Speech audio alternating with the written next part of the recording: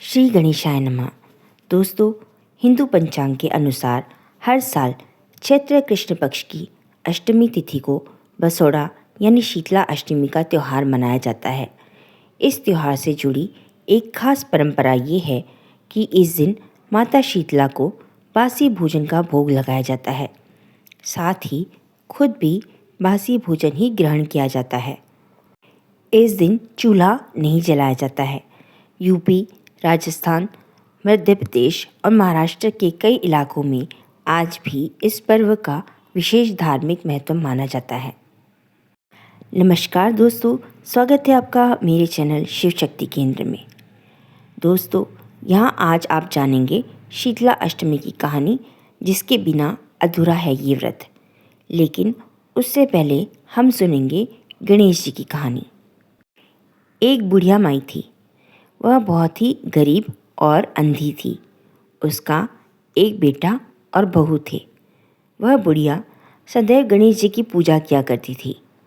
एक दिन गणेश जी प्रकट होकर उस बुढ़िया से बोले, बुढ़िया माई, तू जो चाहे सो मांग ले।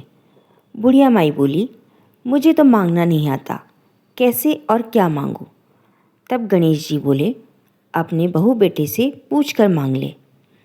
तब बुढ़िया ने अपने बेटे से कहा, गणेश जी कहते हैं तू कुछ मांग ले, तो बता मैं क्या मांगूं?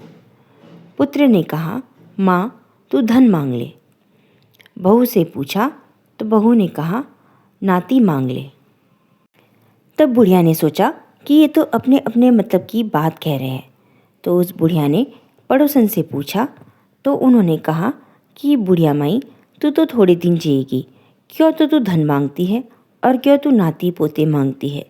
तू तो अपनी आंखों की रोशनी मांग ले, जिससे तेरी ज़िंदगी आराम से कट जाए।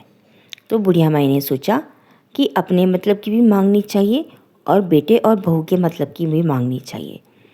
तो जब दोबारा गणेश जी उसके सामने प्रकट हुए और उससे पूछा कि बुढ़िया माई कुछ मांग, तो बुढ़िया माई ने गणेश जी से कहा कि गणेश जी महाराज, यदि आप मुझ पर प्रसन्न हैं तो मुझे 9 करोड़ की माया दे, निरोगी काया दे, अमर सुहाग दे, आँखों की रोशनी दे, नाती दे, पोता दे और सब परिवार को सुख दे और अंत में मुझे मोक्ष दे। यह सुनकर तब गणेश जी बोले, बुढ़िया माई, तूने तो हमें ठग लिया। तू तो बोलती थी कि मुझे मांगना नहीं आता, फिर भी जो तूने मांगा है वचन के अनुसार सब तुझे मिलेगा। और यह कहकर गणेश जी अंतर्ध्यान हो गए। उधर बुढ़िया माई ने जो कुछ मांगा वह सब कुछ उसे मिल गया। हे गणेश जी महाराज, जैसे तुमने उस बुढ़िया माई को सब कुछ दिया, वैसे ही सबको देना, हमको भी देना। कहानी सुनते और हुकारा भरते सबको देना। इसके बाद शीतला माता की कहानी सुनेंगे। एक बार शीतला माता के मन में विचार आया कि चलो आज देखती हूँ कि धरती पर मेरी पूजा कौन कौन करता है। यही सोचकर शीतला माता राजस्थान के डूंगरी गांव में आई और देखा कि इस गांव में उनका कोई मंदिर नहीं है और ना ही उनकी कोई पूजा करता है। माता शीतला गांव की गलियों में घूम ही रही थी कि तभी एक मकान के ऊपर से किसी ने चावल का उबला हुआ पानी नीचे फेंका और वह पानी शीतला माता के ऊपर गिर गया, जिससे शीतला माता के शरीर में फफोले पड़ गए और माता के पूरे शरीर में जलन होने लग गई। शीतला माता गांव में इधर उधर भाग भाग कर चिल्लाने लगी और कहने लगी कि मुझे कोई बचाओ, मैं जल गई हूँ, मेरा शरीर तप रहा है, जल रहा है, कोई तो मदद करो। लेकिन उस गांव में किसी ने भी शीतला माता की मदद के लिए आगे नहीं आए। वहीं एक घर के बाहर एक कुम्हारन महिला बैठी हुई थी।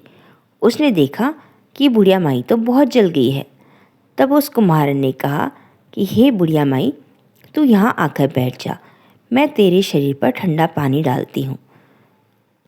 कुम्हारन ने उस बुढ़िया माई के ऊपर खूब ठंडा पानी डाला और बोली, हे माँ, मेरे घर में रात की बनी हुई राबड़ी रखी है और थोड़ा दही भी है, तू दही राबड़ी खा ले। जब बुढ़िया माई ने ठंडे ज्वार के आटे की राबड़ी और दही खाया, तब जाकर उसके शरीर को ठंडक मिली। तब उस कुम्हार ने कहा कि आओ माँ, बैठ जाओ, तेरे सिर के बाल बहुत बिखरे हुए हैं, मैं तेरी चोटी गूँथ देती हूँ।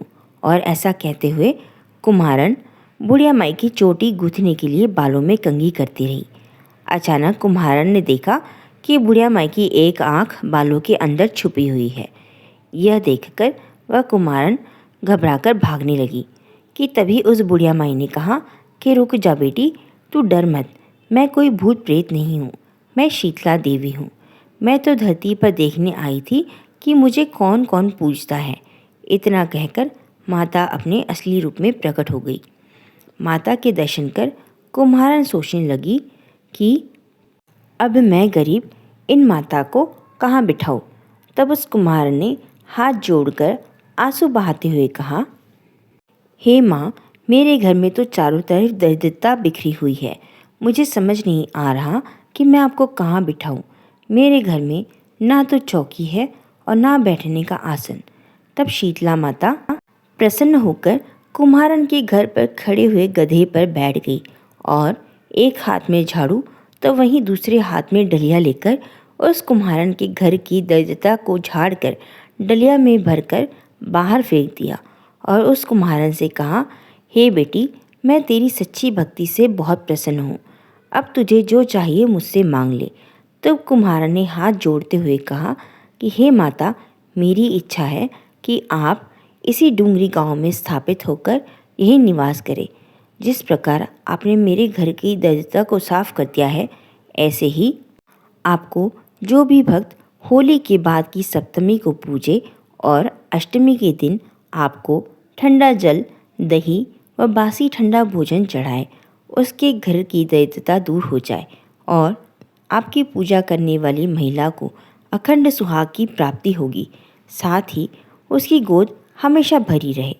साथ ही जो पुरुष शीतला अष्टमी को नाई के यहाँ बाल ना कटवाए, धोबी को अपने कपड़े धुलने ना दे और आप पर ठंडा जल चढ़ाकर नारियल फूल चढ़ाए, साथ में परिवार सहित ठंडा बासी भोजन करे, उसके काम धंधे में कभी कोई परेशानी ना आए।